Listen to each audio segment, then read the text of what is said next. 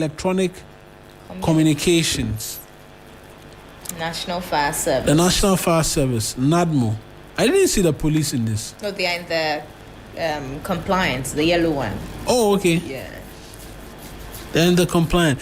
Well, let's get onto the phone and speak to Adam Senano, who is a co-chair of the Citizens Movement Against Corruption. He's also Ghana's rep on the AU Anti-Corruption Board.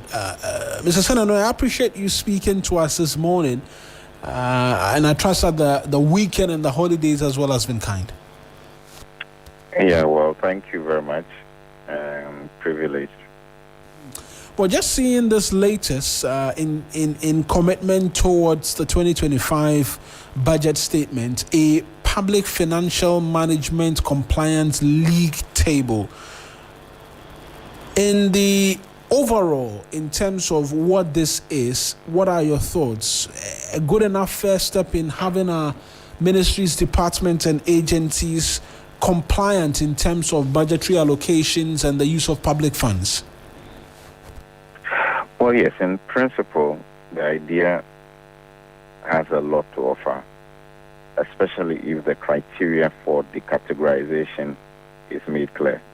I see they have 4 categories: highly compliant, compliant, moderately compliant, and less compliant. The question is, what gets you into which of the categories? Those footnotes are necessary for us to interpret the data more meaningfully. And then I think much more substantively is what will be the follow-up actions if you are moderately or less compliant? What actions are you required to take, and who follows up to ensure that those actions are taken? So a little more detail is required to provide value to the exercise. And it's very important you mention that as well, because it's the same question I've been asking myself in terms of least compliant agencies, moderately compliant, and what have you. A question of what is being done to improve their compliance as well is one of the many things we'll be asking. But in terms absolutely. of the curiosities, have you been surprised by, say, some of the institutions below the line of least compliance, for instance? Well, I've chosen not to even look there because I looked out for some institutions I didn't see at all. I won't mention their names, but I started asking myself, okay, you have a list of 110 MDAs. There are few I know I looked out for, I couldn't find. So is the list itself even comprehensive? And then, I mean, there's also who is assessing who. If you have the Ministry of Finance on the list, who is assessing who. So there needs to be a lot more detail before we can say that the idea, which is a noble and has value one, whether it is going to translate into any tangible changes or outcomes for this country. I've been particularly interested in the audit service, right? I see they fall under the moderately compliant section of this, and off the top of my head, that flashes at me, and I'm asking, they are supposed to be checking a number of these institutions and making sure that they are compliant. If they are being flagged for not being so compliant, isn't that a cause for concern to an extent? It would be.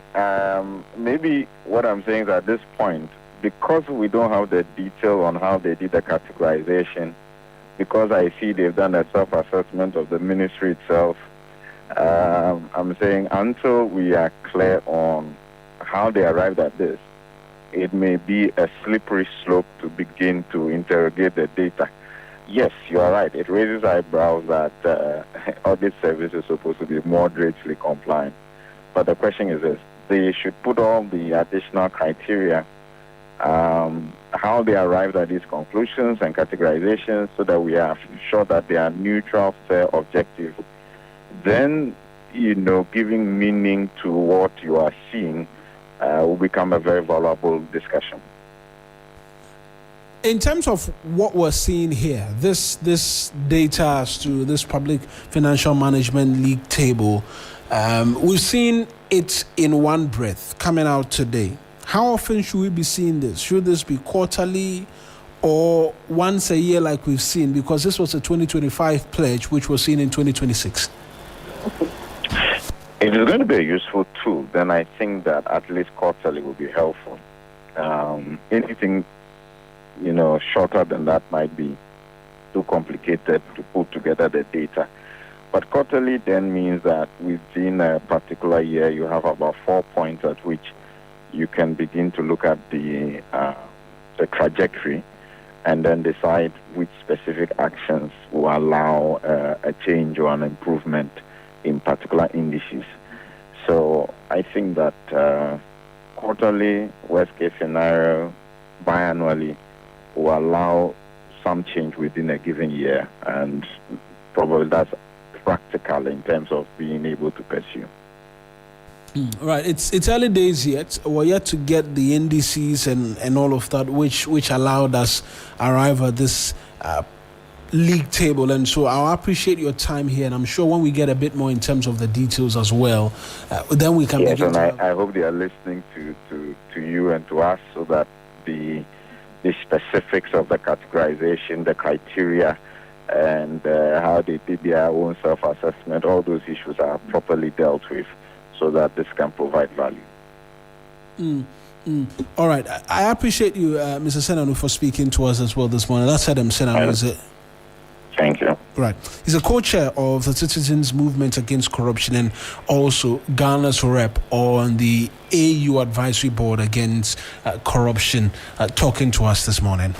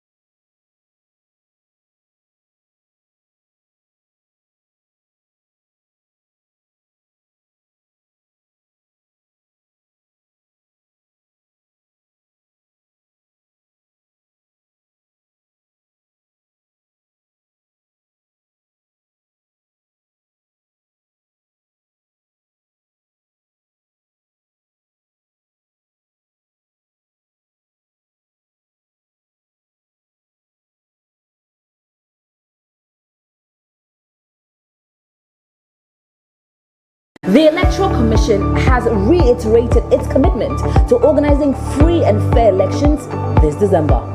How's your week treating you? I'm here to serve you great music tidbits for your at-work listening pleasure. Rastafari, Rastafari, Rastafari. Our Father, who art in Zion, Kanamawe, Kanamawe, Kanamawe. Oh, turn it up! Come into the mountains, sight and I grandfather. It's time to drive you home in style with great music, the 411 and all your favorite songs, what's happening around town, and so much more. And in the headlines today, the two leading political parties have been addressing the public on allegations of corruption. The Black Stars coach has unveiled his squad for the upcoming games, and there are some interesting names. Pull up! The weekend is here and it's time to turn up. Get your dancing shoes on, Lego. We really do have it all. It's a premium mix of information and entertainment every single day on 3FM 92.7, your urban lifestyle radio.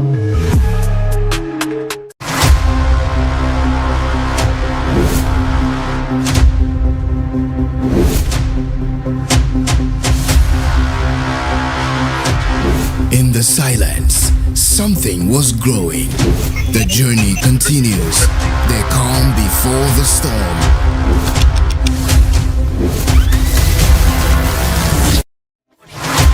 You can't mute a force that was born to speak. You can't bury rhythm. It rewrites itself. Louder. Every signal lost finds its way back to the source. This is not a comeback, it's a recalibration. This is the takeover. This is Trigmatic on 3FM Drive. Driving you home with good vibes, good conversations, and the freshest hits. Hop in, take a ride. Trigmatic on 3FM Drive. 3FM, your urban lifestyle radio.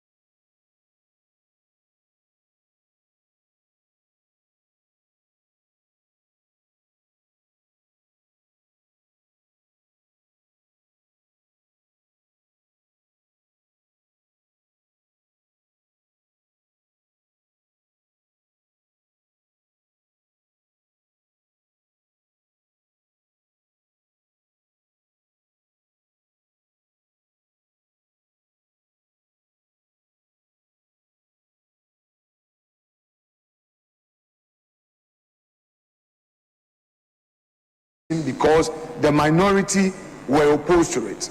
Mr. Speaker, that is why when the final draft of the report was ready, the ranking member indicated to me that he did not get the opportunity to peruse it to ensure that same reflected in the final report. I am here as a leader of a group of members on the committee who are in minority, and it is the instructions that I am carrying out in this chamber. Your position that you have stated Mr. that I have a problem with is that Mr. Speaker, can I make my argument? Caucus position. Mr. Speaker, if I have brought clarity, so let me make my argument. Mr. Presiding Officer, let me make my argument. Mr. Speaker, the minority opposition in this bill, on this bill and this report is not a lame opposition. It is well founded on law and in fact, Mr. Speaker. First, if you read paragraph 3 of the memorandum accompanying the bill, this is what the memorandum accompanying the bill says. With your leave, I quote, globally, countries such as the United Kingdom, Canada, Singapore, Slovakia, and the United States have established statutory frameworks such as the National Audit Office of the United Kingdom, the Value for Money Audit Manual of Canada, and the United States Government Accountability Office to ensure the optimal use of public funds. The adoption by Ghana of a similar framework will align with global best practices and strengthen the public financial management architecture of the country. End quote. Mr. Speaker, if this is indeed the intention of government, then it is important that this side of the house make certain disclosures to government. One, the institutions that you have mentioned as your reference point, if you look at their governance architecture, they are not politically controlled. So the kind of alignment you are talking about does not find expression in the very bill you are bringing. So don't confuse us by telling us that, yes, you want to comply with best practices globally, but in adopting it, you go on a path that would rather expose this country.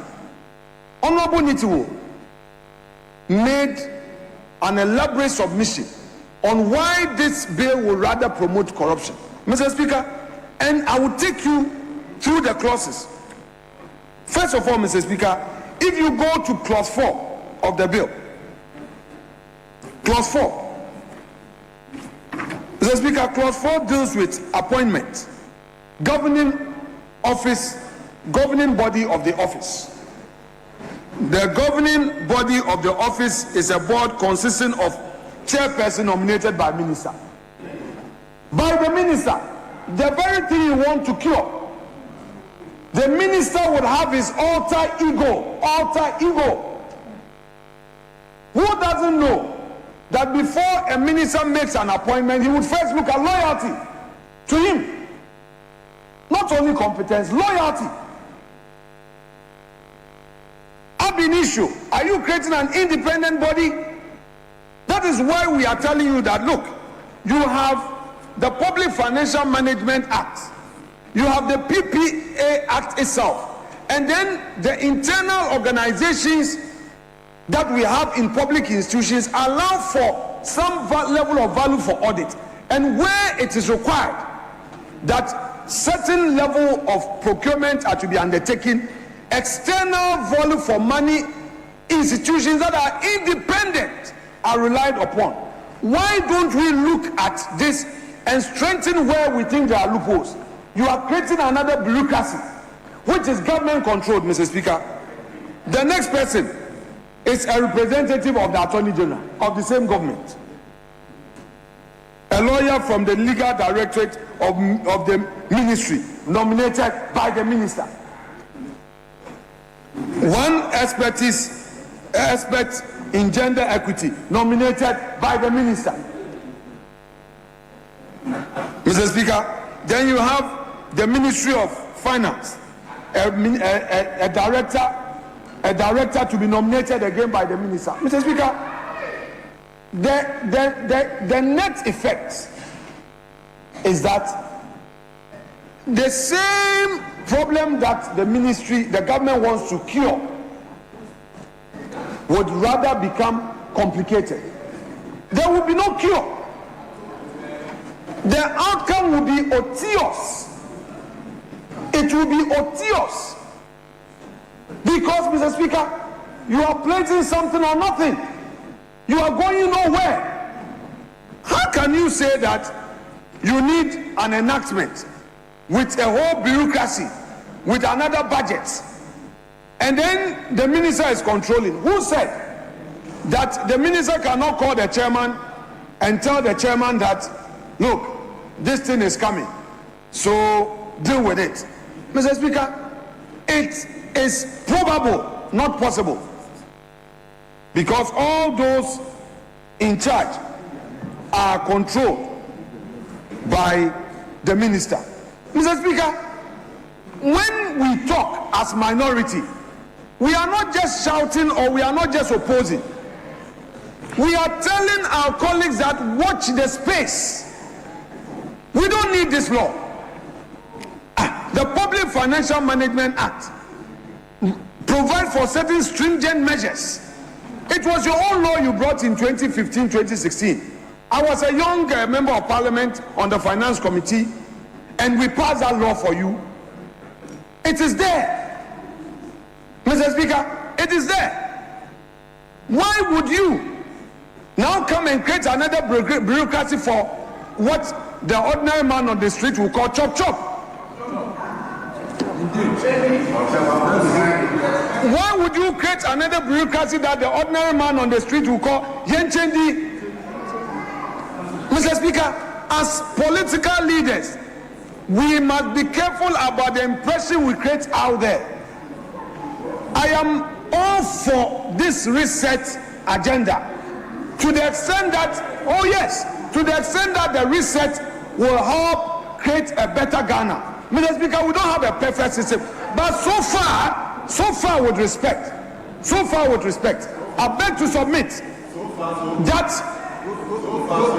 you are a walking contradiction. So far, I must submit that you are a walking contradiction. You have not lived to the promises that you made. Otherwise, why would you? We have a deputy chief of staff who has a company. Then Gold Board would award 11 million sole source contract to that's a typical example of your working contradiction. It's a matter of fact. I can furnish you with a document. It has not been denied. It's not coming from me. So note your points. It is not coming from me. I'm giving you an example that I'm saying that these are matters in the public domain. Gold Board says it published the contract on its own website. It's not a Afenyo market where you will take me to privileges. This is not me. So if you are in a hurry to take me to privileges, this is not me. It's not me. Gold Board says that the contract, the 11 million contract it awarded on sole source, has been published on its own website. That is fact number one, not me. Two, the owner of the company has not come to deny. He wrote publicly and said, but my party is in power. Should my business not work? Should my company not work? He himself admitted. So nobody should carry any impression that Afenyo Markin says. It is the facts. The prayers themselves are saying so. Jamie, me na kesanie. Je Afenyo Markin e rio. Amedencha ameke. Amen yeska. They themselves said so. Ayoni, Mr. Speaker, they said that they did the business. To it, they have awarded the contract to themselves. They say everything was clean on sole source. And I'm saying that if the government is saying that it wants to cure sole source and ensure value for money. We don't need a new law. We don't need a new law. We have the PPA Act itself. In the PPA Act, when a document is submitted, PPA is required to do value for money. It's supposed to validate, verify, and do its own checks. So that in itself, a form of value for money. We government should rather strengthen PPA Act. After all, government brought an amendment to this house for the PPA law. We all supported the law.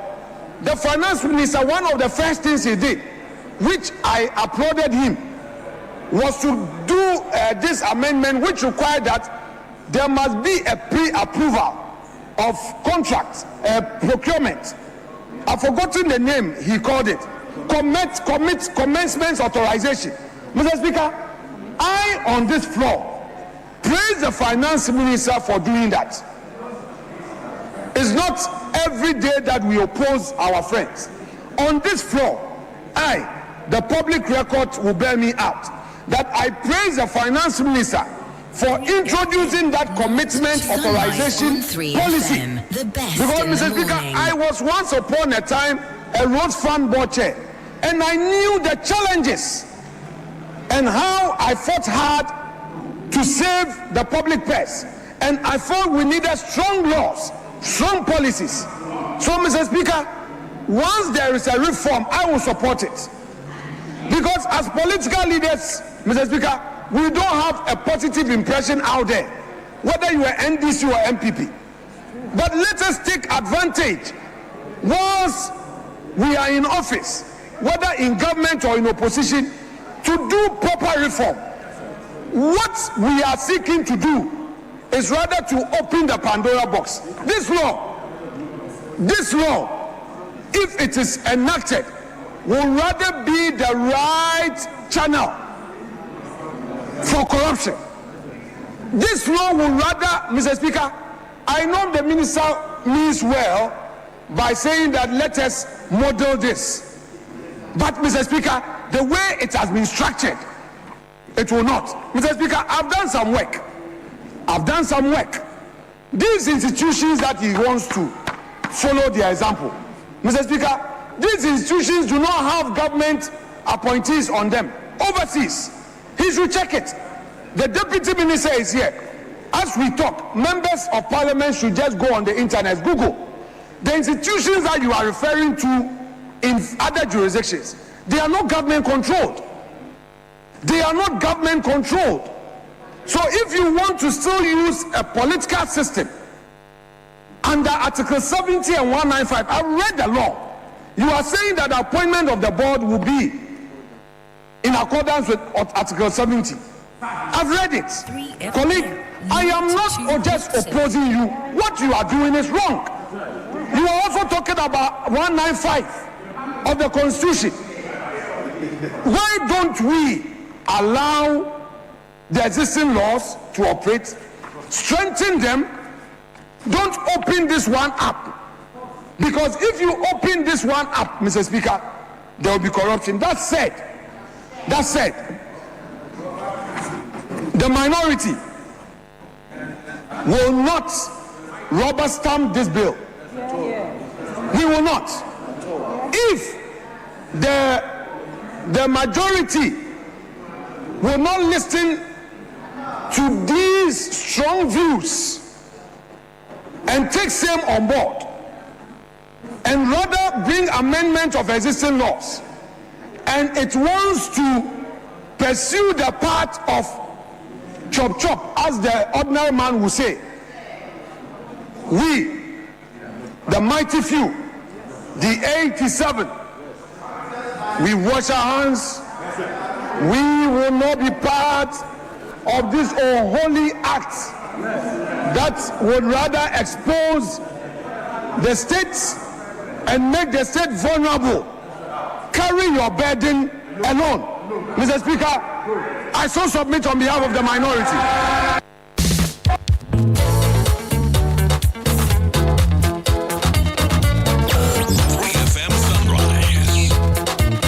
as a minority leader on the value for money bill, which was subsequently passed by the House.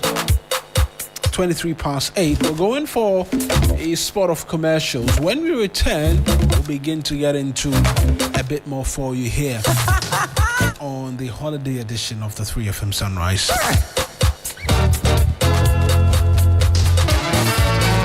I know this song will have to come back to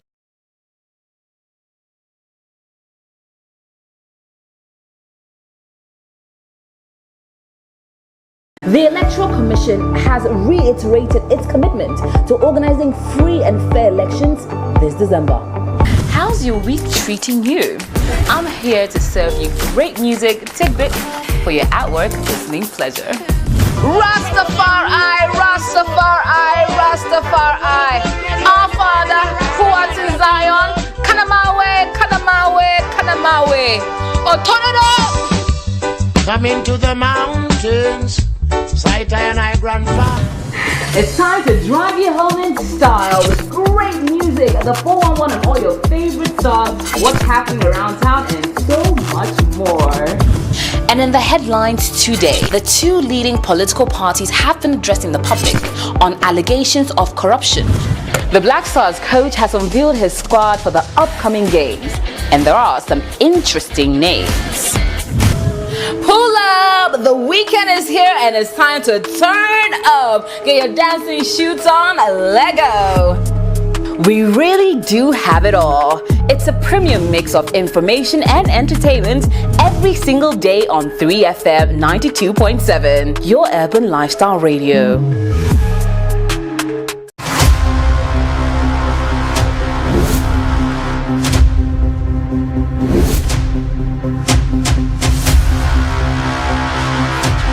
In the silence, something was growing.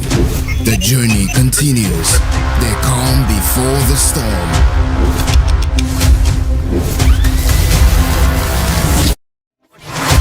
You can't mute a force that was born to speak. You can't bury rhythm. It rewrites itself. Louder.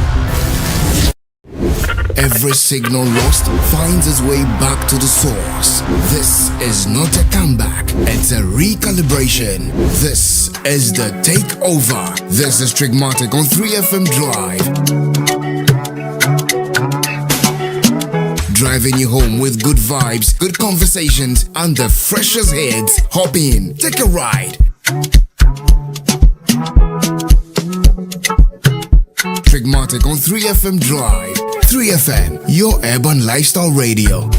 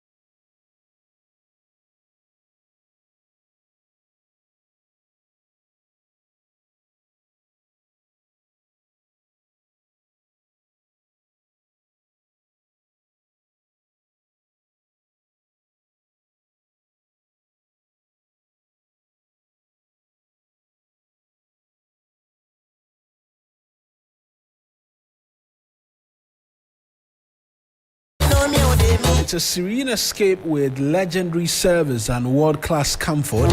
We're not just a hotel, we are your home for tranquility. 050-335-9598 or 0303-989-737. Now, people should book First HR Heights as well, because we don't just provide a room, we provide a reset. Our guests tell us they feel an immediate sense of peace the moment they walk in, a rare kind of assurance that lets their tensions melt away. If you're looking for a sanctuary where the staff genuinely respects your peace and treats you like family, or your first and only choice, we're also located in town, just about 25 minutes drive to the Accra Business Center. 025-606-0665 or 025-607-0666.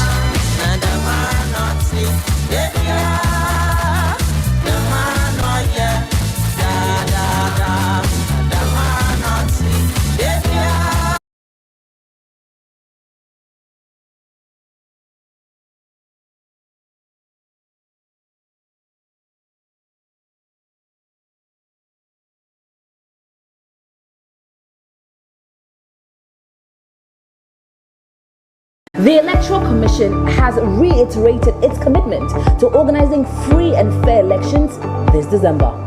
How's your week treating you? I'm here to serve you great music tidbits for your at-work listening pleasure. Rastafari, Rastafari, Rastafari. Our Father, who art in Zion, Kanamawe, Kanamawe, Kanamawe. Oh, turn it up! Coming to the mountains. Because the Gobe Festival is back, as always.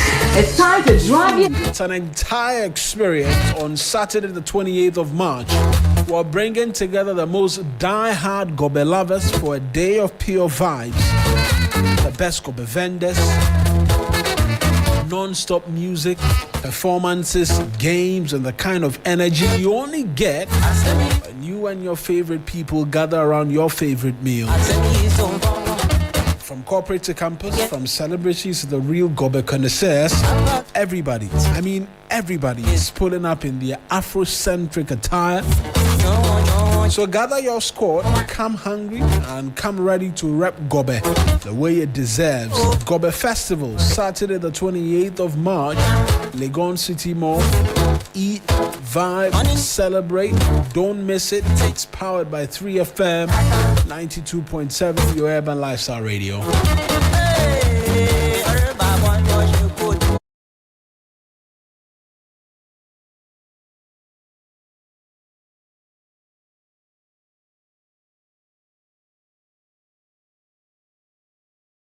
Commercials. When we return, we're getting into our big conversations for you this morning on tomato production and its many attendant problems, which is looming large over our heads. And we'll talk about holidays as well, because we love our holidays. And there's a question being asked as to productivity vis-a-vis holidays. We'll get into all of that right after this. The Ghana Exim Bank is 10 years old.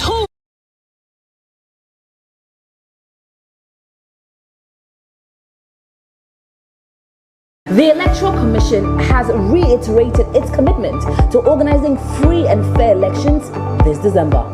How's your week treating you? I'm here to serve you great music tidbits for your at-work listening pleasure.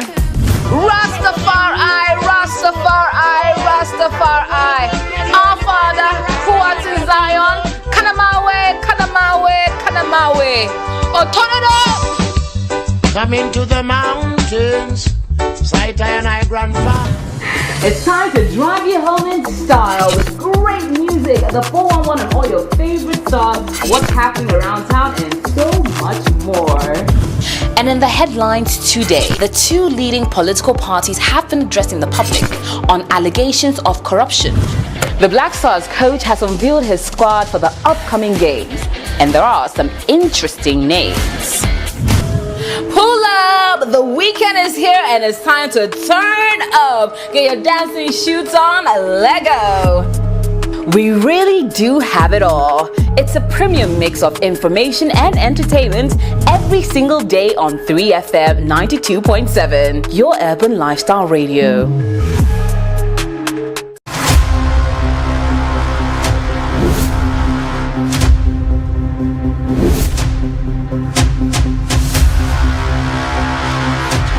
In the silence, something was growing. The journey continues. The calm before the storm.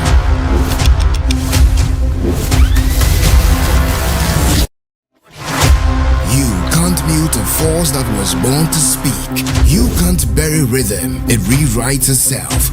Louder. Every signal lost finds its way back to the source. This is not a comeback, it's a recalibration. This is the takeover. This is Trigmatic on 3FM Drive. Driving you home with good vibes, good conversations, and the freshest hits. Hop in, take a ride.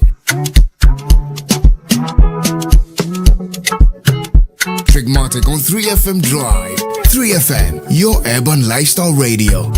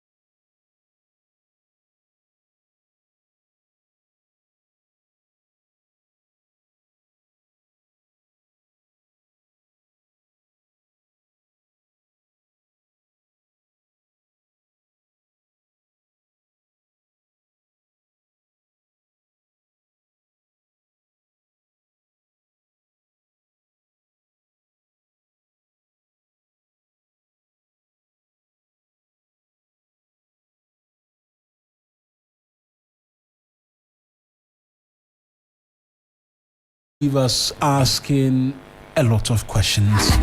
One of such questions being why there's a tomato shortage looming over our heads. So already we've begun this conversation this morning. We listened to Professor Roger Canton, right? He's a former research lead at the CSIR.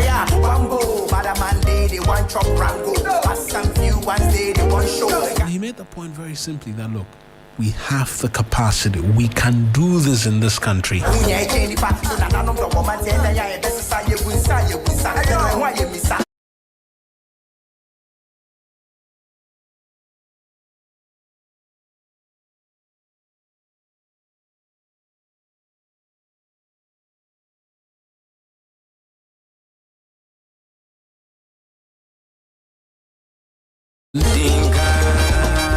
Because since the announcement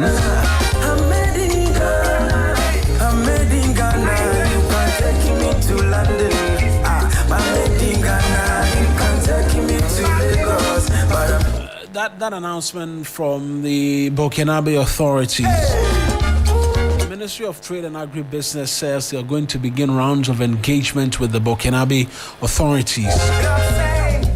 But is that enough? On phone with me this morning, Nana Jenim Boati is the leading member of the Tomato Transporters and Sellers Association. And Anthony Selom Kofi Tuyo Morrison is the CEO of the Chamber of Agribusiness as well.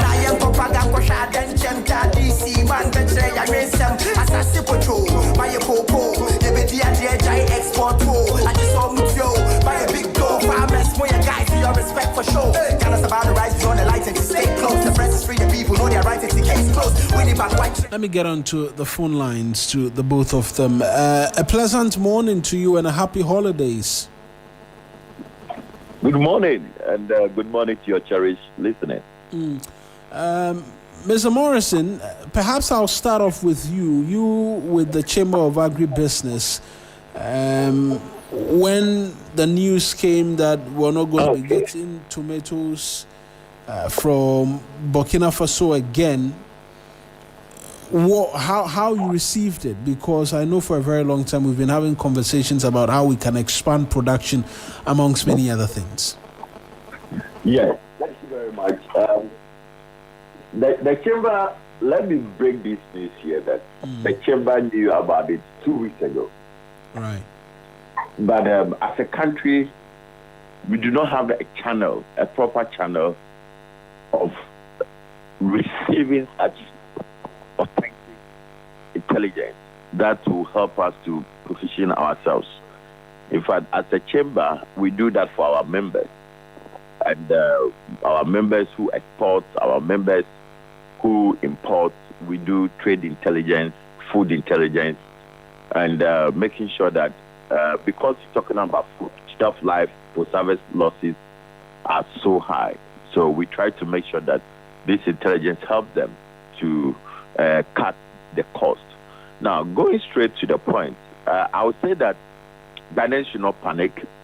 The agribusiness industry and the agriculture industry is very robust and capable of producing to our needs in terms of quality, nutrition or nutritious, and affordable tomatoes.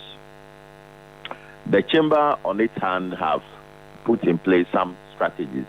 Yesterday we were at our facility. We've acquired 5,000 acres of land at Volo, close to Japan, huge water bodies, which we will be distributing to selected interested people at a very minimum cost, and will supply seed and organic fertilizers for them, which will also look for market guarantee. But the news we got was that the news we had, for us, it was a blessing in disguise. This is what we have been calling for over the past 10 years. We, over the past years, have been calling on government to actually stop importation of tomatoes so we can have the market derivatives to work. As a country, we consume about 900,000 metric tons of tomatoes. Our production capacity is about 400,000. There are also post-harvest losses, which is about 20 to 30%.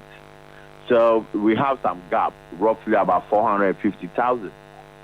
And this is something that we can easily fill. There shouldn't be any panic. Market women should be engaged such that they should stop panic sales and trying to profiteer beyond any margin. The other issue is that the chamber will tomorrow submit our detailed laid down program to the presidency and also the Minister for Food and Agriculture to work around a system that we can use to solve. But let me also add that the chamber next week will institute the National Garden Project, which we want to support those who want to produce their own vegetables from the backyard of their gardens using vertical maize or also the sack farming for them to be able to have nutritious vegetables.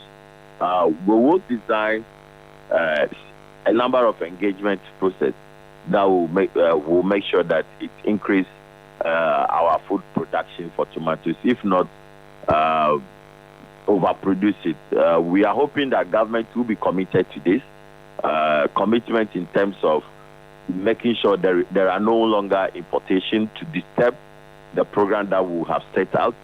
We will also make sure that we work with government and other private sector players to establish the silos and the irrigation facility to certain areas that require it, and also the cold chain going with the silos and the agro-processing facility. Right. So these are a number of strategies that we put in place. Right, quite detailed, and I'll come to you again for us to begin to expand and get into these details, because I've read your policy proposal on the back of the announcement and that 5-prong approach you mentioned, which we should be adopting. But let me get onto the other telephone line and speak to Nana Boateng on what you say should be no panic on their side. Nana, I appreciate you as well speaking to us this morning. The Chamber of Agribusiness says there is no cause for concern and prices should not escalate immediately on the market because there's a plan and we will not have a shortage of tomato on the market. How do you respond, and will you heed to this caution not to hike prices on the market? Many times, my brother. Greetings to my brother Antonio. You see, what he's saying is an intention that they are planning to do. And I don't know whether he has segregated himself from the farmers as well. Because when you talk of tomato plantation in Ghana, you can't take away Akomada, Gonochrome in Bono, and Agogo. Also in Ashanti region, Upper East and the rest. So if there is a proposal to the presidency to help the farmers, it should cut across. But hate it or like it, when we stop going to Burkina Faso, there's going to be a scarcity in the system. Because when you prepare the land and you want to harvest tomato rapidly, at least you need no more than 120 days before you can get a tomato. So in the meantime, what are we doing to curb the situation? That is my worry. In the meantime, tomato is not a fruit that you can harvest within a month or two. Maximum 120 days, you can get it. And I'm happy that he said they have gotten the seedling that will help the farmers. And what are the plans for the farmers as well? Because Ghanaian farmers are so worried to the extent that I keep on saying, and I emphasize, there is no agric bank in Ghana. We don't have banks that support the farmers. That is another part. If you need money to go into tomato farming, they won't give you. If you need money to import canned tomato, they will give you. We need a bank that can assist the farmers. Number one. Number two, we need emergency irrigation, not in one district, across the country, especially in the Upper East and Savannah, because they started before they entered into Burkina Faso. Moreover, we need them in Akomada. Already, there are tomato farmers over there to help us. I don't know what the chamber is doing, although it's not their mainstream business. But the Minister of Agriculture, what measures are they putting in place to help the situation ahead of us? Nana, I'm going to pick apart the statement or your contribution this morning and seek to help paint a picture for us. You say that it's too simplistic to say that prices should not escalate on the market because there's a gap which has been brought about as a result of this export ban by Burkina Faso. More often than not, what happens around this time of the year? How much tomato do we bring from Burkina Faso around this time of the year as compared to the one that we produce locally? Do we know? Many times, not about the how much or how many. At the moment, about 99.9% of tomato that we are consuming in Ghana here are from Burkina Faso. We have Ghanaian tomato farmers, but they depend on the measure of the weather. They do their planting in the rainy season because the tomato seed is a fruit that always needs water for the irrigation. And unfortunately, Ghana, we don't have dams to irrigate our crops. So unless we get into the rainy season, so when we start straight away to ban the tomato from Burkina Faso, or as the government has initiated, it will go against Ghana. And sometimes I feel very disheartening.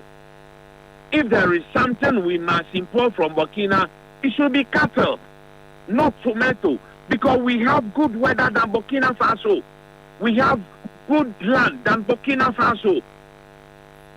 Simple because our government is not taking the agribusiness seriously. That is the whole cause. We don't have the whole country, apart from the Tolon Dam that President Champo built. We don't have any dam in this country that have the tomato plantation. So it's a wake-up call that the national security must come in. We must start constructing dams as emergency as needed. How can Burkina Faso tell us that we shouldn't come there to purchase a tomato anymore? Is it not a shame to Ghana? It's a shame to Ghana. Absolutely. It's a shame that is in the local parlance. They say we are all wearing the shame like Agbada. But between now and when their directive comes into force, are we still in Burkina Faso bringing in tomatoes as we speak, or it has come to an end completely? Just this morning, 3 of my truck arrived from Burkina Faso with a tomato, and they are in the market. You understand? We don't have any means unless the government put the shame aside, beg with the Burkina president for extension. Otherwise, this Easter ahead of us, we will not get tomato in the country unless we depend on these can tomatoes, which are not natural. There is no alternative at the moment. No alternative at the moment. So your trucks returned this morning. Are they going to go back? Because per our estimation, this deadline is supposed to elapse by the 30th of this month before we cannot begin to get tomatoes from Burkina Faso again. Are there more trucks going to seek to try and bring in as much as possible as the government works around to improve irrigation and what have you, even as they say they're even going to negotiate with the Burkinabe authorities for a leave of some sort for us to be able to get tomatoes from them? Most definitely, because the trip from Ghana to Burkina Faso, you need not more than 4 to 5 days before you can leave like Accra and go to Burkina Faso to their farm gate. Because from even Ouagadougou farm gate, it's like driving from Circle to Kentampo. When you have entered into Ouagadougou, and imagine from here to northeast, Savannah, northern region, then you pass through up to the upper west, upper east region before you enter. So it's a whole headache. It's a whole headache. The government must take it serious as a national security threat to build the dam. Otherwise, we will suffer. There will be a scarcity of tomato in the market. Right. So, following from that, how many people do we know, or you're part of leadership, so I just want to get that understanding. How many trucks, Ghanaian trucks perhaps, are in Burkina Faso as we speak, bringing in tomatoes? Do we know that, or you have to say? Oh yeah, at the moment over 150 something are in there, and some too will be entry tonight. Because when they dispatch from Kumasi, the head office, they go and relax at the Paga, so that they entered. By this time, those who left Kumasi yesterday night, some will be around Tamale, some will be around Bolega, heading towards Paga, and they will rest. So from 6 p.m., then they will start entering into the Burkina Faso. They will drive throughout the night to the various farm gates. Some will arrive at the farm gate around 4 a.m., sometime by 6 a.m. So after they finish their harvest, loading, then they will start their journey back to Ghana.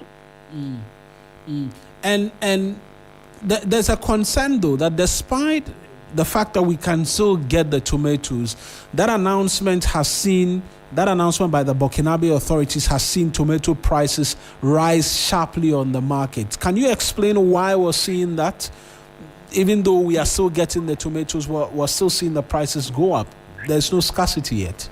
No, you see, due to what happened about 2 months ago, most of the transporters are not fascinated to send their drivers in.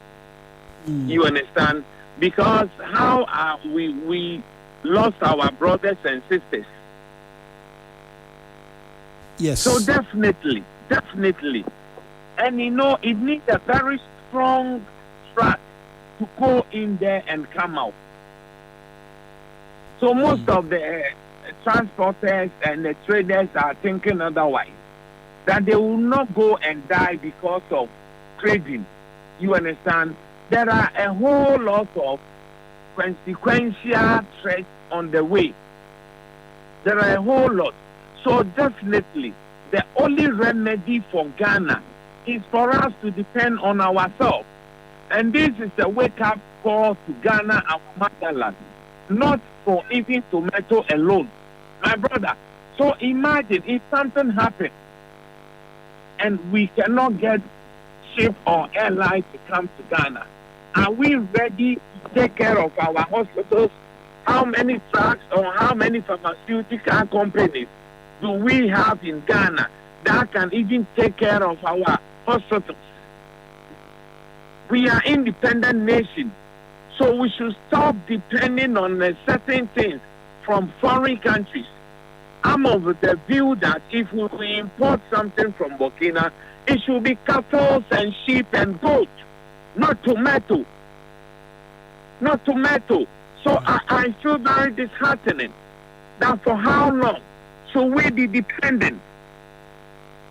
This is not a matter of NDC government. From the previous government, it has happened. They haven't concentrated on it. So I pray that in agriculture department, we need to get a various board, such as vegetable board, such as fruit board, such as cereal board, because the number of rice we import into Ghana is becoming unbecoming. The number of drugs we do import into Ghana is becoming unbecoming. It's about time we become a nation of independence on our own. In the Bible, it is written that if you get what you will eat, what you will wear, when you will lay your head down, at least you have solved about 80% of your worries. So why should a nation that we are blessed with good weather, we are blessed with a lot of things, and still be depending on the high savannah area for tomato? Right. Nana, I appreciate you and for speaking to us this morning as well. I'm sure these are matters we're going to pick up with the relevant state actors, and one of such persons is Anthony Morrison, who's with us on the other line. Mr. Morrison, and so we're having our traders embark on this perilous journey to Burkina Faso to bring in tomatoes. At least we know that between now and March 30, where the directive takes effect, tomatoes are coming in thick and fast. But they ask very important questions as to 120 days to which we can begin to see tomato fruits on our farms here in Ghana. Between then and now, there will be that gap which will be a challenge on our markets. Thank you very much, my brother. That's not true. That's not entirely true. We are getting into the major season. We are already harvesting from minor season. I know you can harvest tomatoes 3 to 5 times. And we are looking at some even hybrid, fast-growing ones that are 60 days and 90 days respectively. So we already have tomatoes on our fields we are harvesting.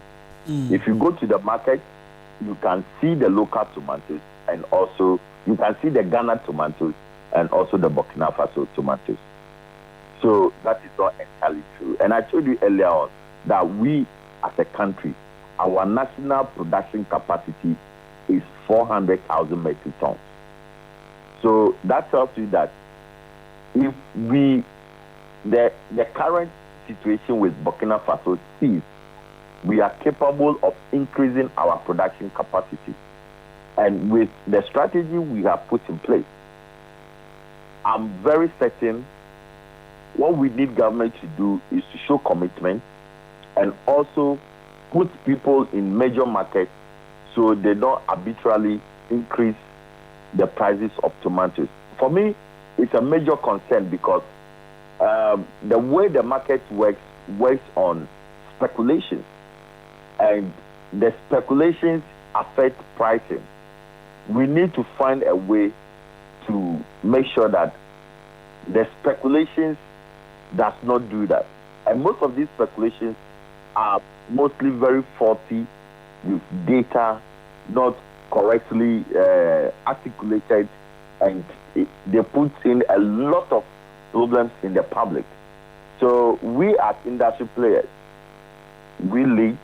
We have to show that we are capable of supporting government and to deliver to His Excellency mandate of achieving the food security. And let me also add that 4 days ago, you see, we told you we are a bit ahead of all this. We gather intelligence.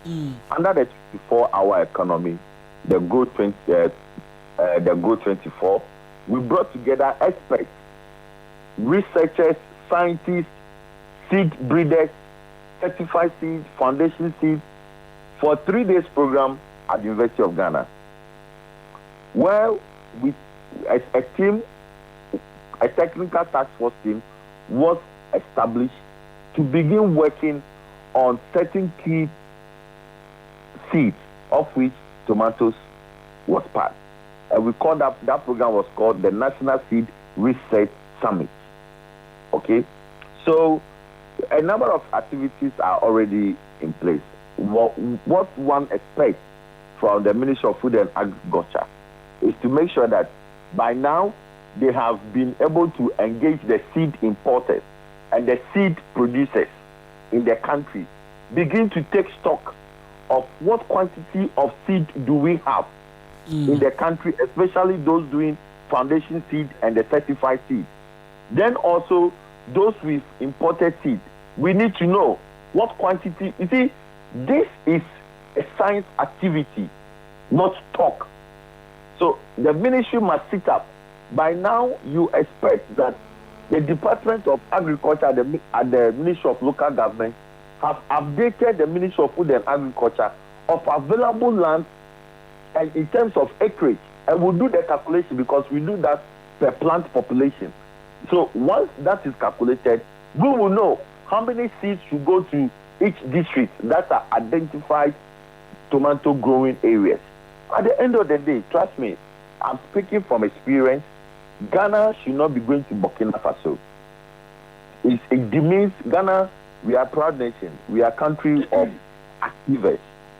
And Kwame Nkrumah's Ghana should not be in this position today.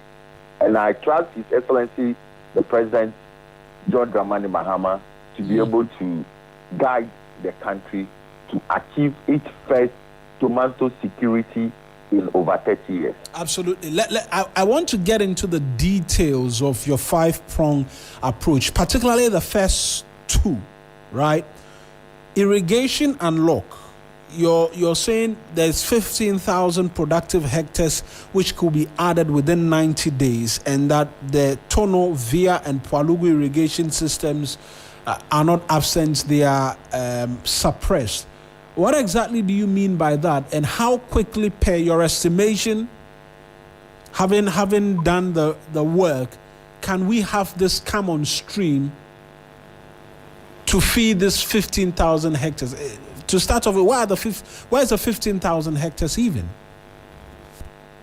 Okay, so there are a number of these already existing facilities. We have the Petwe area, which has a huge irrigation facility. We also have the Akuse Enclave. Akuse Enclave and Dewenya Enclave already have between them almost 10,000. Now, we have some private facilities like the Babato area, okay, which is about 50,000 or so, with central pivot irrigation system that's to be deployed. Now, apart from the tunnel, the via, and all those areas, we have other major traditional tomato growing areas like Nabrongo. Okay, we have major areas in the Ashanti region, in the Brongahafo region. The Adan Enclave are major tomato growing areas. That's why they do a lot of watermelon as well. So you go to Wenchi, Techiman,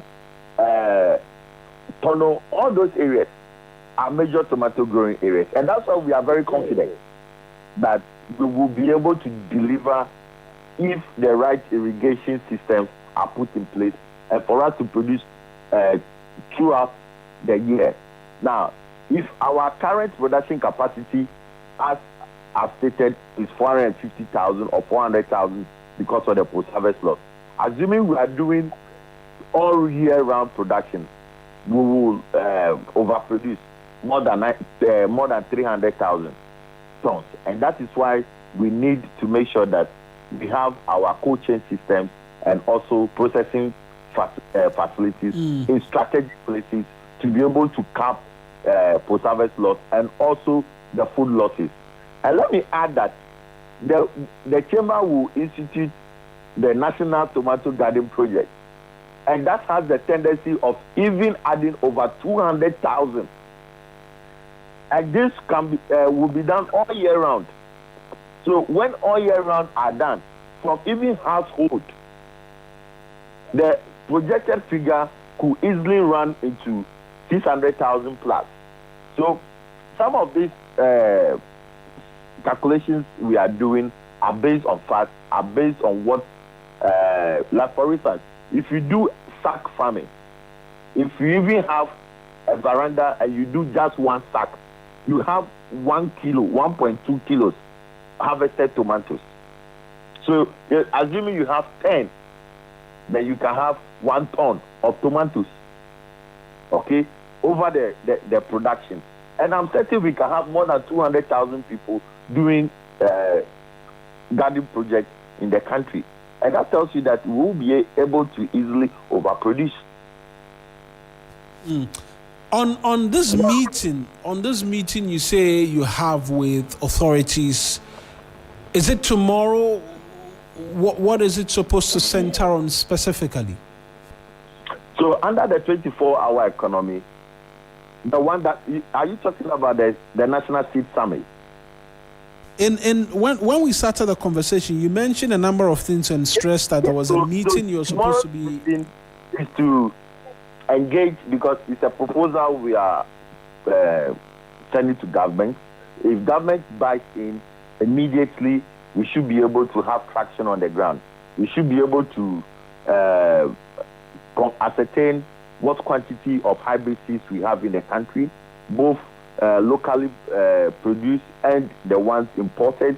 If there must be an emergency and a fast-track production system locally in terms of the breeder seeds, which sometimes can take a long time, but the foundation and the certification must be fast-tracked for us to be able to have our farmers.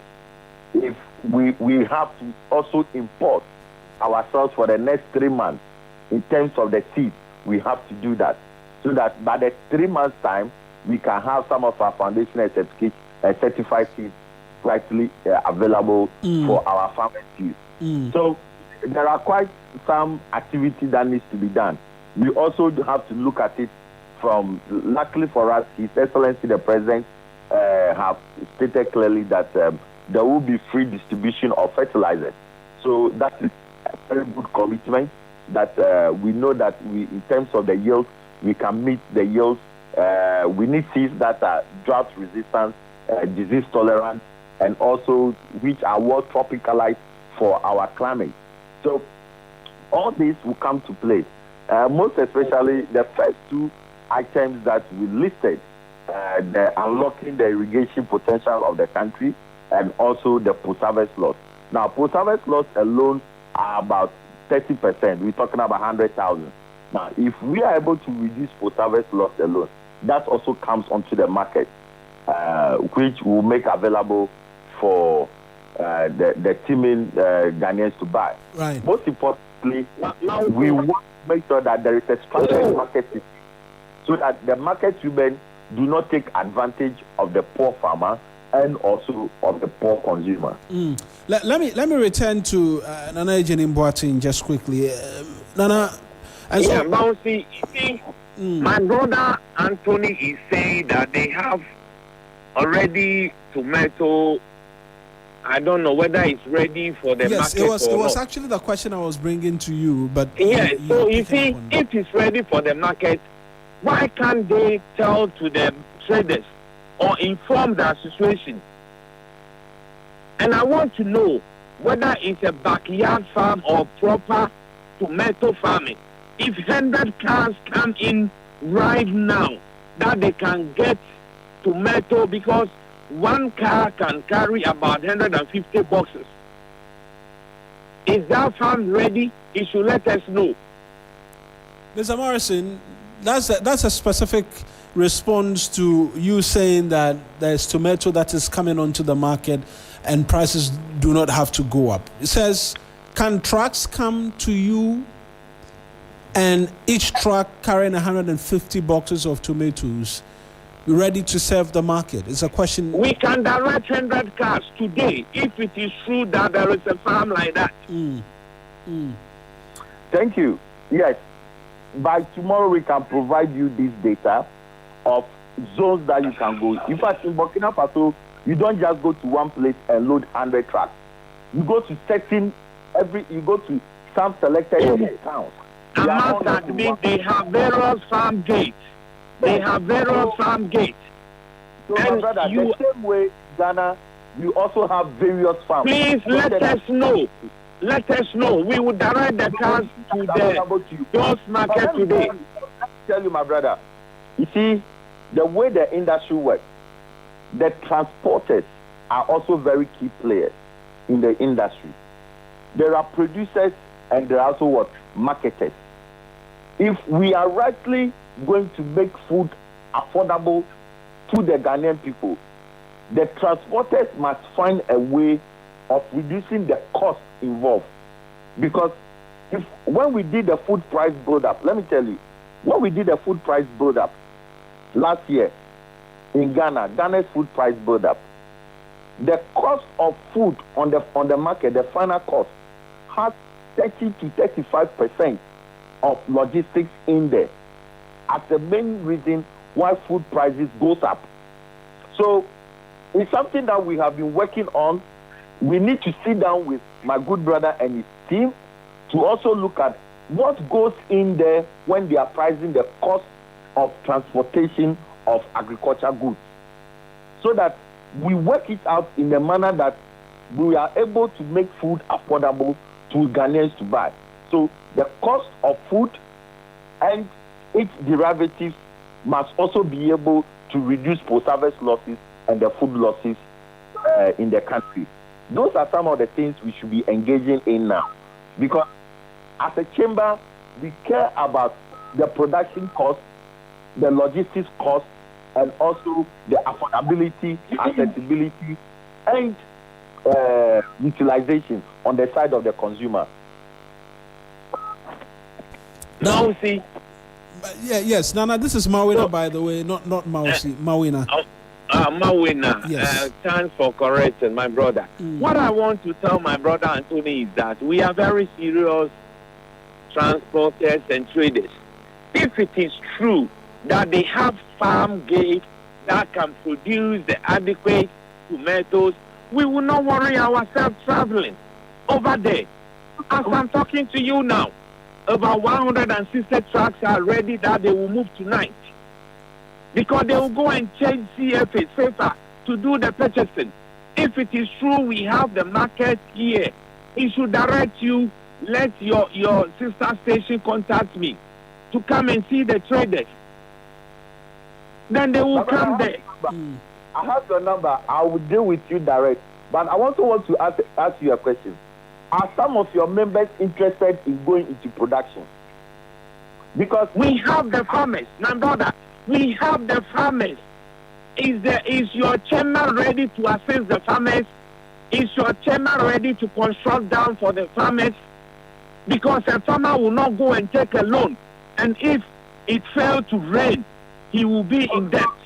We do know that you pre-finance the Burkinabe farmers.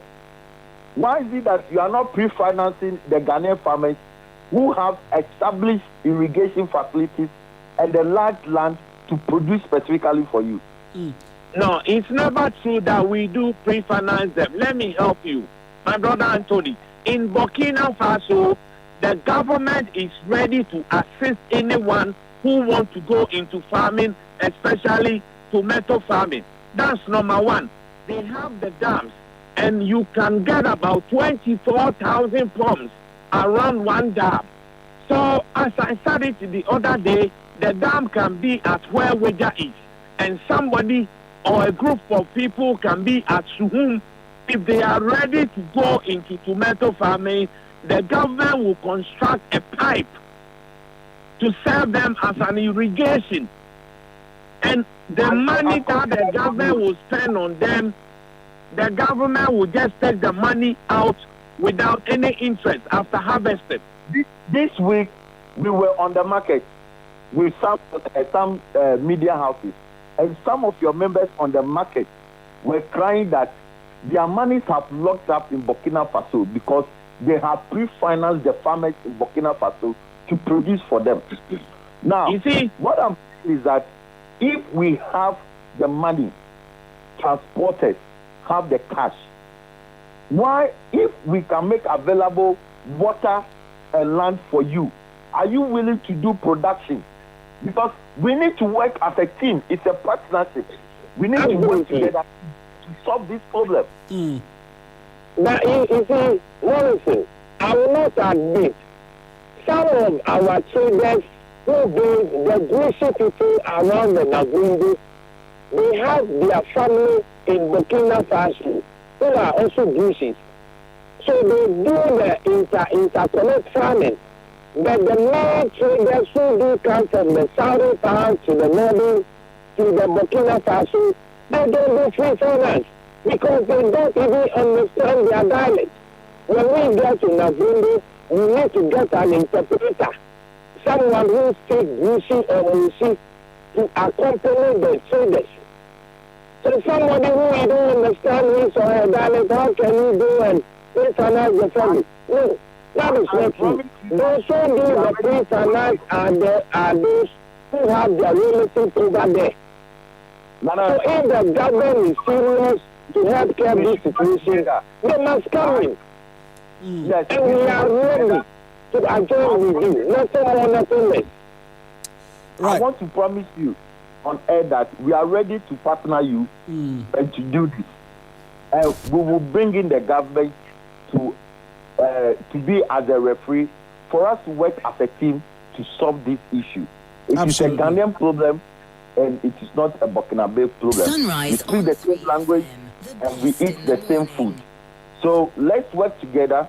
Let's build this ecosystem, this industry for us and the next generation so that when they come, they'll be proud of what people like you and I have worked together to achieve for them. Absolutely. So I'll call you. I have your number. I'll reach out to you. And tomorrow we will begin to get some solution. Right. I appreciate the both of you and for the healthy conversation, the back and forth we've had. It puts this into proper context, and I like that you're going to take this off. I will follow up and get a sense as to what the conversation ended up with. But Nana, I also appreciate you greatly for bringing in all of these perspectives and asking all these important questions. I will be on the fringes as this conversation begins, because Mr. Morrison says he's going to call you on phone. There's going to be a lot more in terms of conversation. Most grateful. And so I look forward to it. But I appreciate the both of you for joining us off your holidays, because today you're supposed to be relaxing, but we've been having we are there for you, my brother. Absolutely. We can't relax on this issue. Absolutely. We can't relax at all. Absolutely. I appreciate the both of you. Anthony, Markwell here. To wait. I will look forward to you calling as well. That's what Nana Ejenim Boate is telling Anthony Selom Kofituo Morrison, who's a CEO of the Chamber of Agribusiness. And you heard as well, Nana Ejenim Boate is a leading member of the Tomato Transporters and Sellers Association, joining us this morning here on the 3FM Sunrise. Sunrise on 3FM, the best in the morning.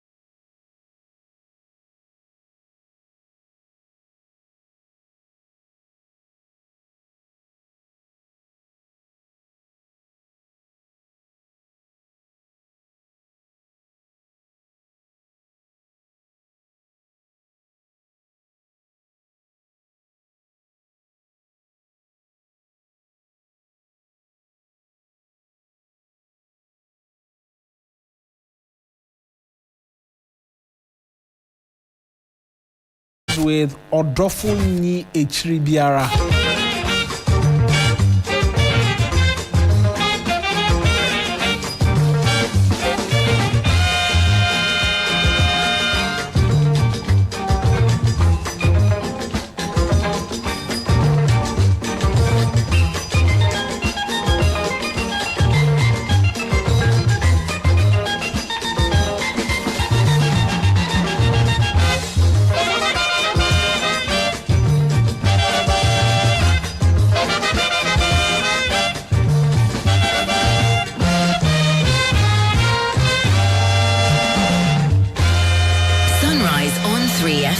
The best in the morning.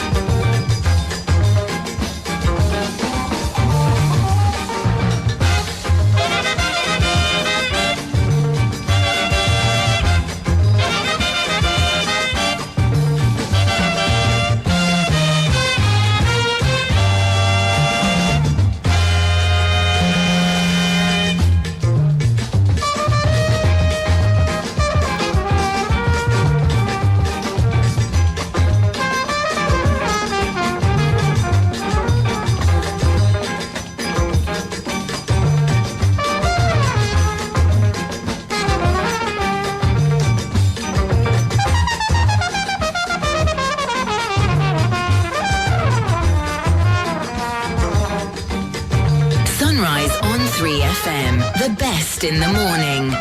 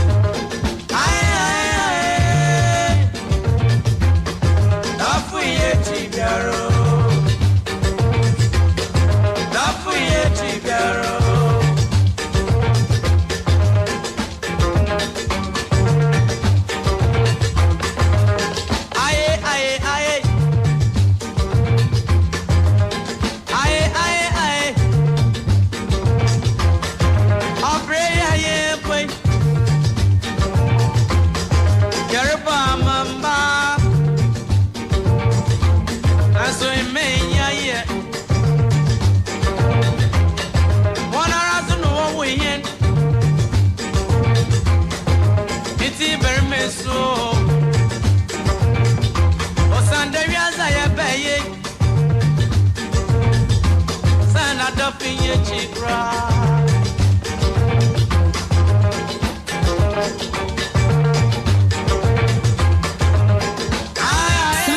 on 3FM, the best in the morning.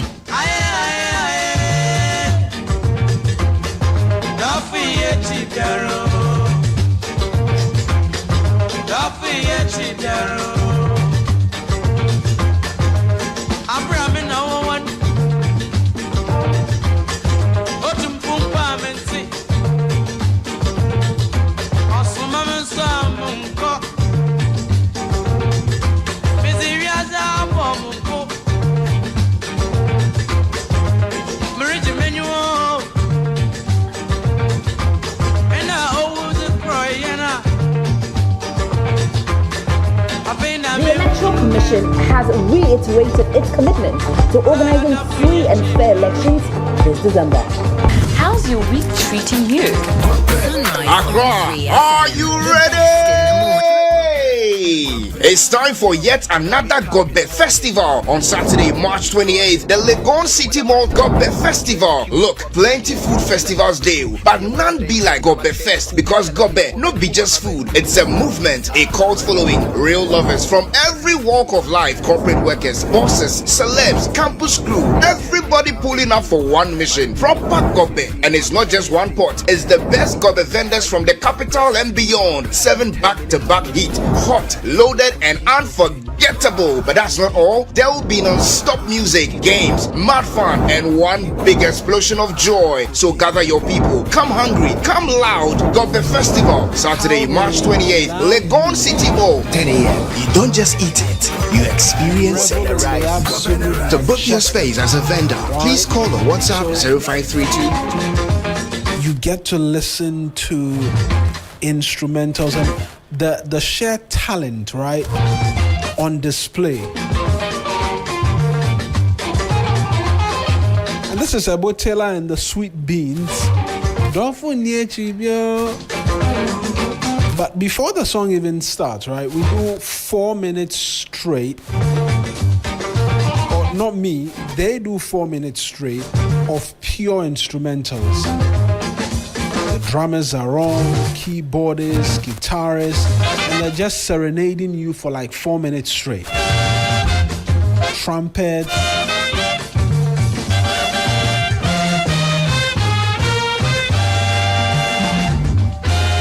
Before they even come in, and then they begin to tell you a story as to something that happened, and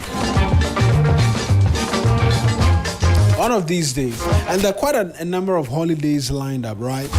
We'll do a full session on understanding, the concept behind music like that from back in the day. Because I find it very fascinating, and it's very, very soothing as well.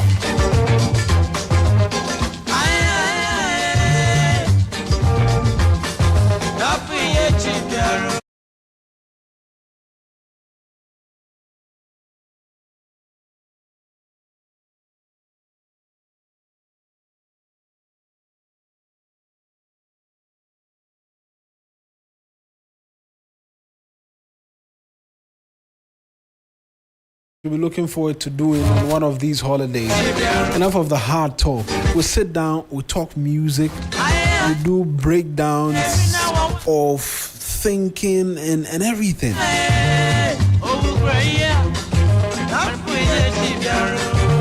Right, and one of such songs which I find very fascinating, right? And if you know me very well, you know Alhaji K. Frimpong is inarguably one of the greatest individuals, particularly because of this particular song, right? And like I'm saying, they do a long instrumentals for like 4 to 5 minutes. Then when they come in, they're doing a storytelling of something, a message, something in there. And then you're listening and You're very marveled because I'm marveled all the time. But this is Alhaji K. Frimpong with Chen Chen Biedimo, which has been what? Phil, how do we call it? When musicians, it's been sampled a number of times, right? This particular one, Chen Chen Biedimo, has been sampled God knows how many times by different musicians all throughout since this came out a long time ago. We'll do this and then we'll get into talks about Gobe, because Saturday the 28th of March is Gobe Festival, and boy oh boy, you want to be a part of it when we gather at the Legon City Mall. But we'll get into all of that conversation after Alhaji K. Frimpong.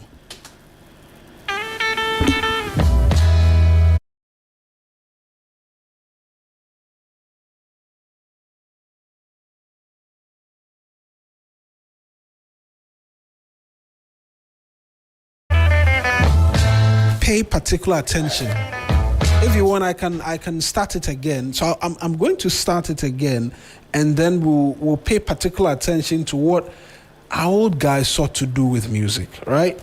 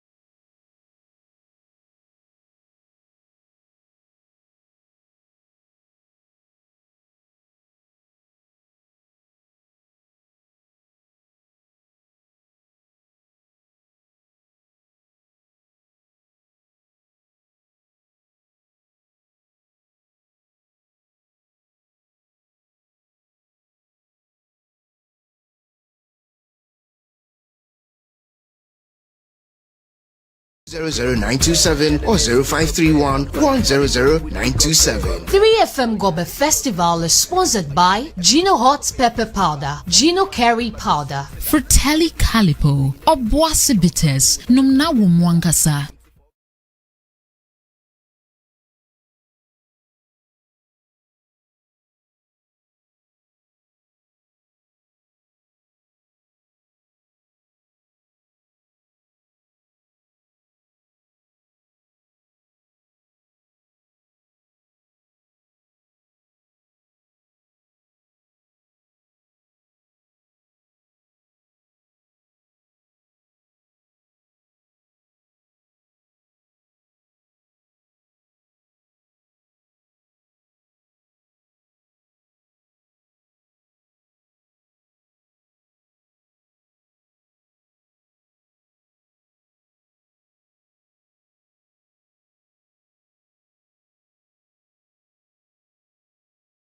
to conversations that will excite all of us this coming Saturday.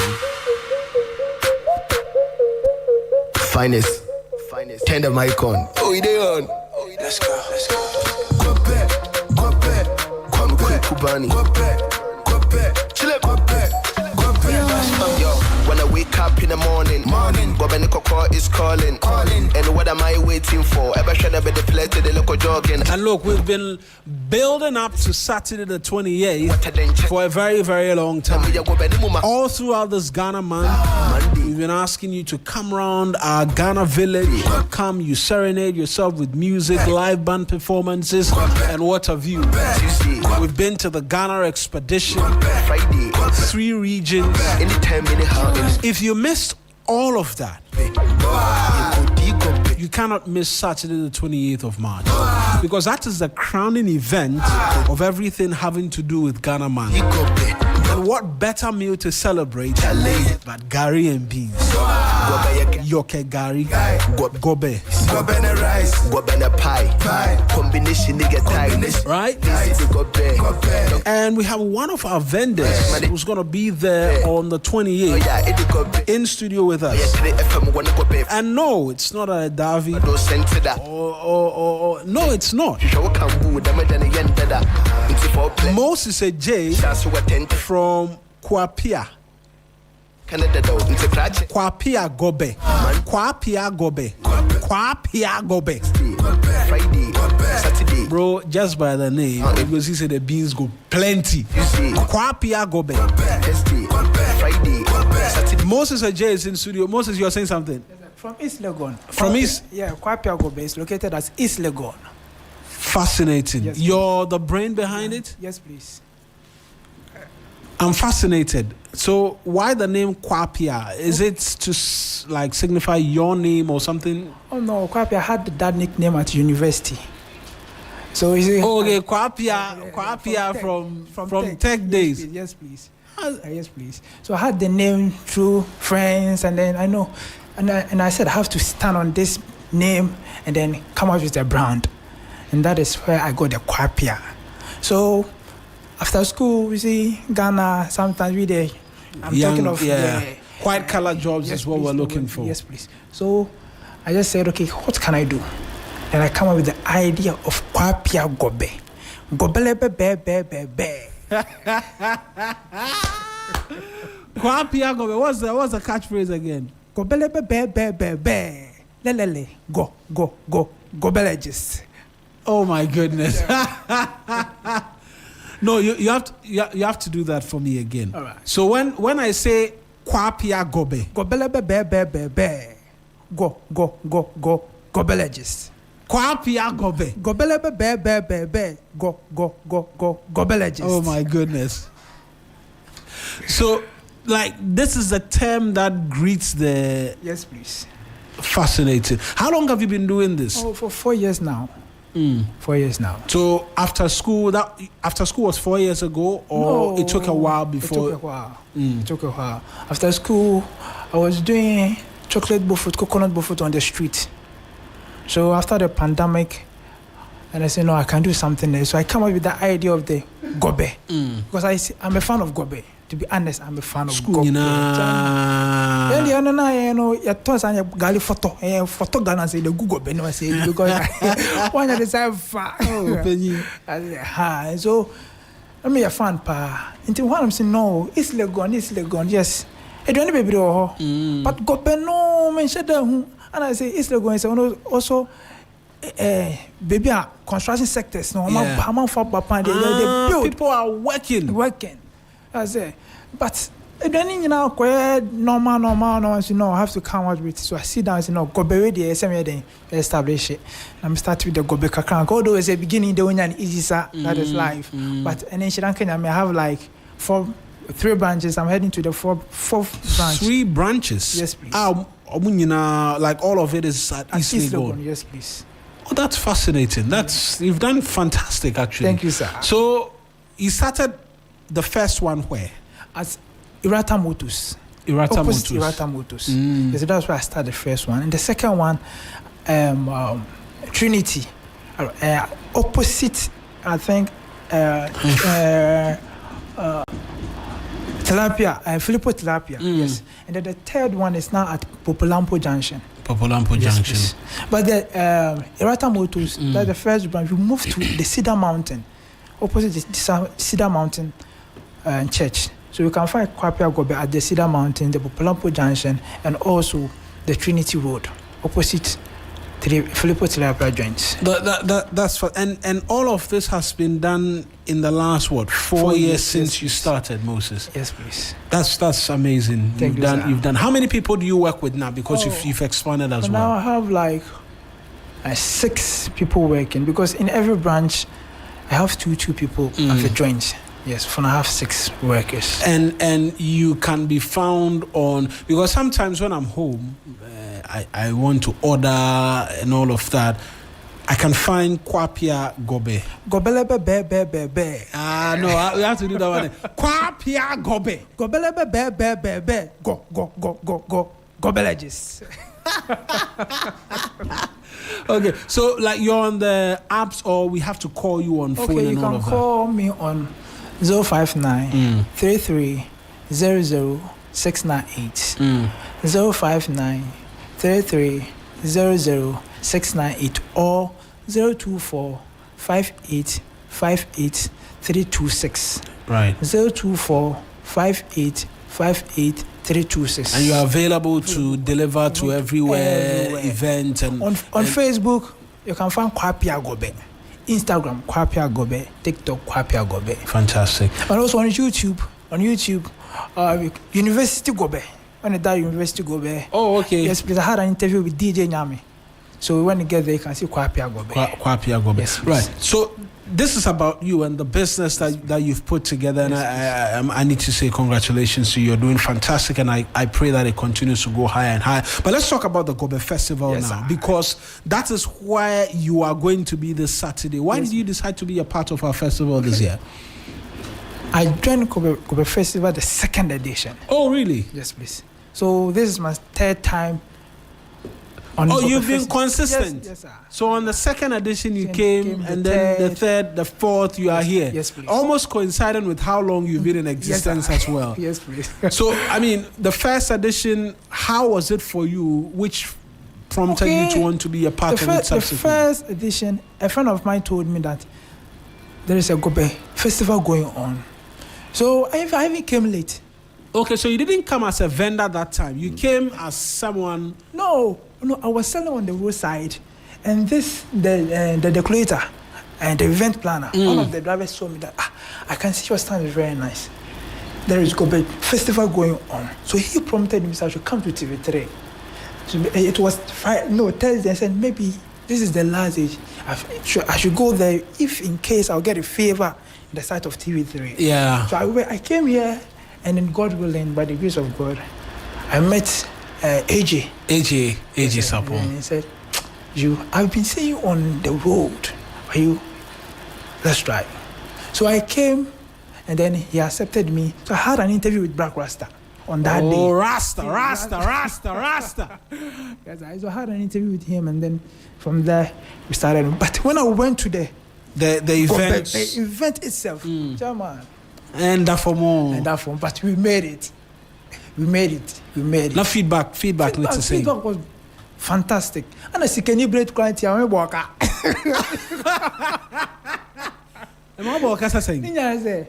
The son of Gobena made the buyer. Ninasa. Tina is around 2. And I go best when you rise. I said 2 hours travel. It takes a while.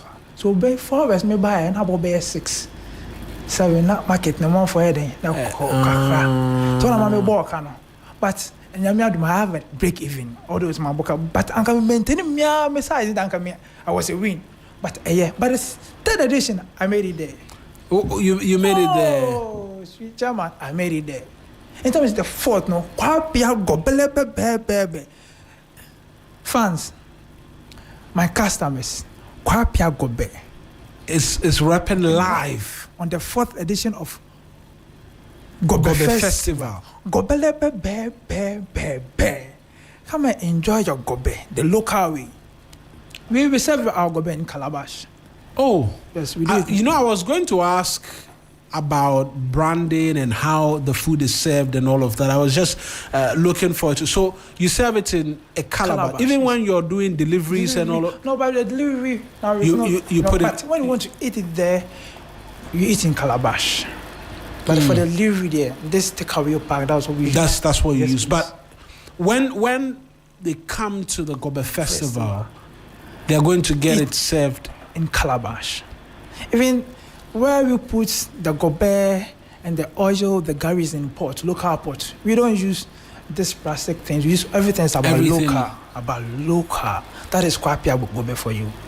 That is kwapia gobe. So come and get gobe in a local way. Right. Yes, sir. Now, in terms of orders, right? People come, they like their gobe in different style. What's the craziest order you've seen? Okay. I've been supplying banks, all the banks in East Legon. Right. That is the Lagos Avenue. Okay. All the banks, you are the surest plug. All the banks. From GT to First Bank, all the bank. Right. By God's grace, I used to supply them. Even they call me for order. And all of that. One lady said, "Oh no, Fantino." I said, "I'm not Fantino. The menu is there." So I gave gobe with the plantain itself, chicken, fish, sausage, egg. Oh, really? Like that combination works? I'm telling you. Some of us are very simple. Me, I like mine, the beans, small gari with the red oil. I don't like when you mix it, it becomes too hard. I want it a bit.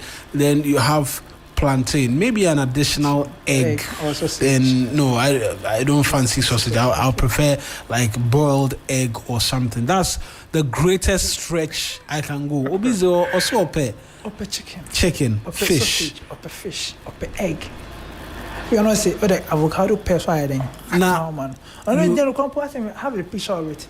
Now, all the good calabash. No, casato. I have more carried it. I had man soon in That's interesting.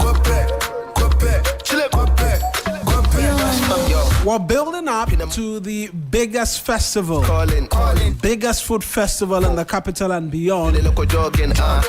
It's the Gobe Festival. Moses J is founder, CEO, managing director of Kwapia Gobe. Gobelogist.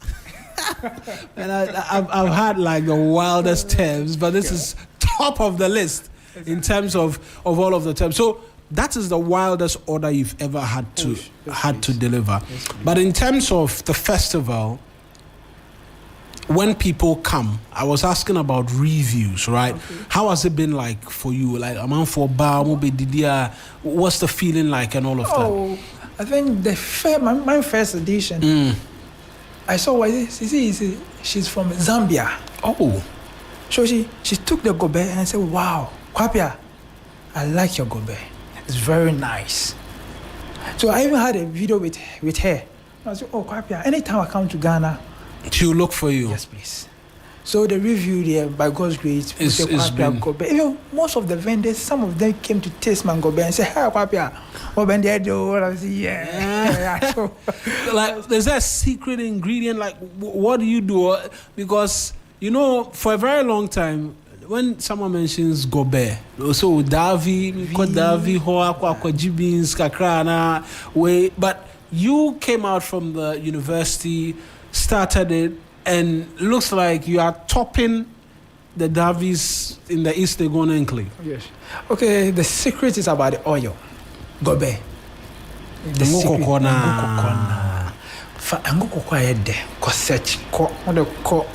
Ko villages no yon go ide ansai and e won go ide machine ansai then the best.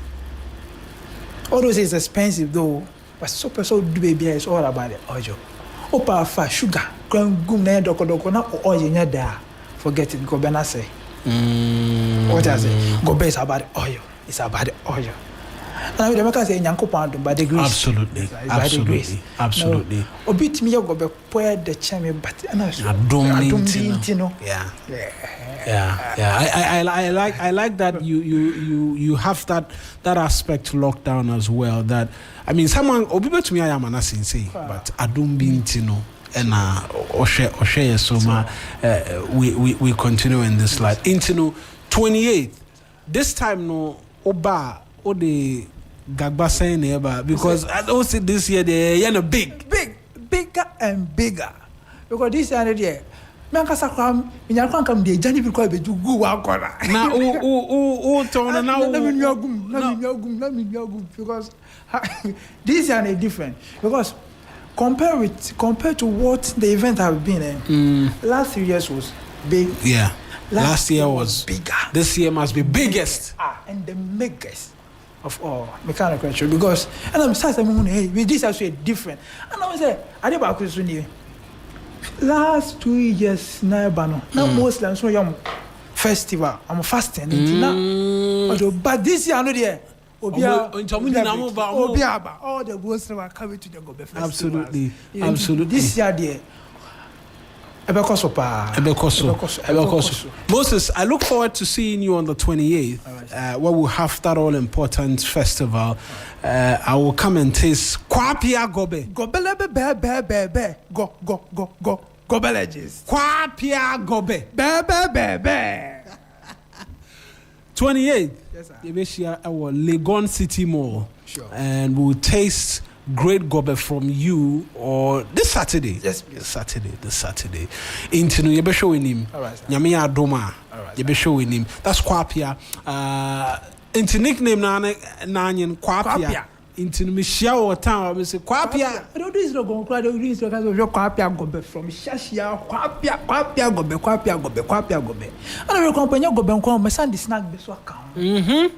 Snack near chocolate buffet, me coconut buffet, not do so below one corner. We do go benefit we help person relax here. Dessert now. Okay. Because chocolate buffet no when I'm the start here. That's an ambiance when you be in town. So after that you take your chocolate buffet or your coconut buffet to so below to remove one. That is Kwapia Gobelebe Sobo buffet coconut chocolate buffet. Absolutely. So we look forward to seeing you on the 28th. We'll be there, and thank you very much as well for coming. And last one. Kwapia Gobe. Go. Gobeleges. Thank you very much. Coco is calling. And what am I waiting for? Ever should have been the dogging. Come quick, Kubani.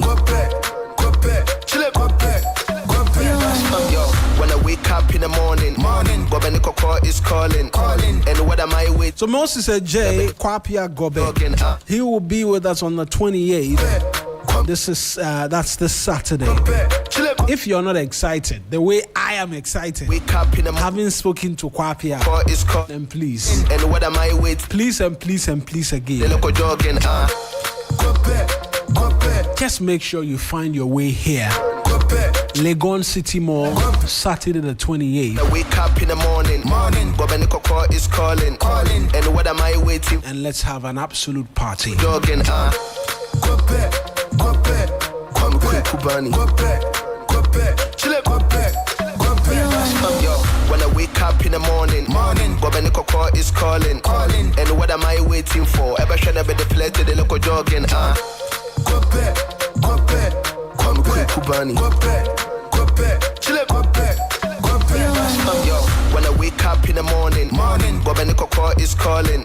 And what am I waiting for? Ever should have been the place to the local jogging, Because join the queue, what pay 10 cities in the egg too. Pia water then chen na mateni ku. Chalamia Gobe Mu Mohammed Kudus. Monday, Tuesday, Wednesday, Thursday, Friday, Saturday, anytime, anyhow, anyway.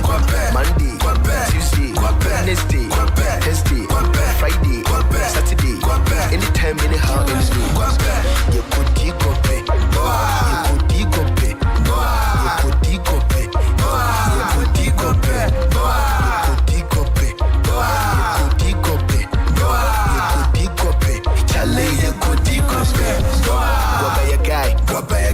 Gobe Gobena rice, Gobena pie, combination nigga tight, police the gobe, doctor the nurse the gobe, bank manager put the gobe. Time for us to get into the birthdays for you on this holiday edition of the 3FM Sunrise.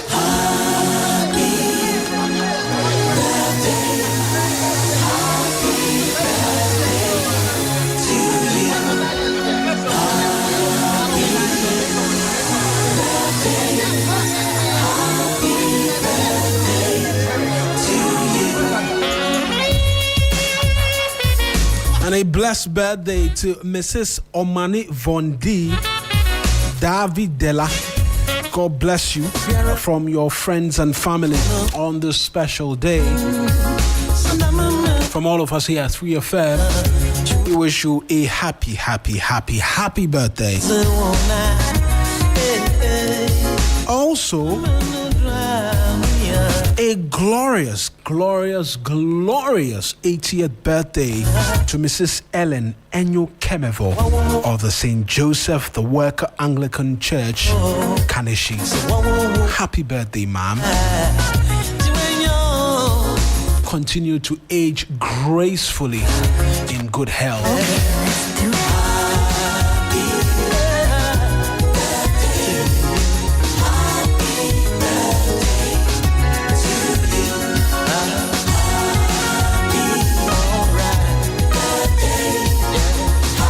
That's all of our birthdays for you this morning. But if today happens to be your birthday, from all of us here at 3FM, we want to say a happy birthday to you. We will not wish you a happy birthday on Wednesday. Fredo Kunzo Tiane, we will not. We will not. Unless I'm not here, we will not. Happy birthday to you if today happens to be your birthday. Back again, God willing, tomorrow with a bit more for you here.